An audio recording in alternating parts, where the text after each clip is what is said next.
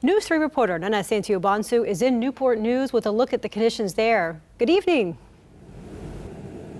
Hey, Bev. So it is starting to drizzle here at the Merrimack Overlook Park here in Newport News. This is one of the areas that city leaders worry about. I don't know if you can see, but across the street, there are some homes that sit here right at the coastline. So with this tropical storm, that's a huge concern for them. Now, earlier, crews were out cleaning out drains to prevent flooding. And while they were doing that, people were also making sure their homes were safe as well.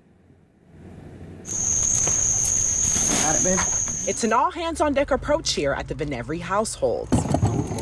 We just went around, cleaned up the yard, make sure anything that could blow away couldn't blow away. Whether it was putting things in the garage or throwing things in the shed, this family isn't taking any chances preparing for the storm.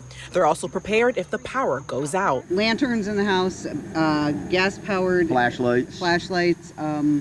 The battery chargers for our phones. Newport News Fire Chief Jeff Johnson is anticipating a busy night. The power lines coming down, tree limbs down. I'm hoping we have none, but it's very possible we can see some of those larger trees fall onto homes. He wants people to stay inside their homes and not take matters into their own hands. People typically, when their power's gone out, want to go outside with a flashlight and start looking around to see if there's any damage to their home or power lines down. And that's really one of the worst things they can do. He says you could walk into a live power line.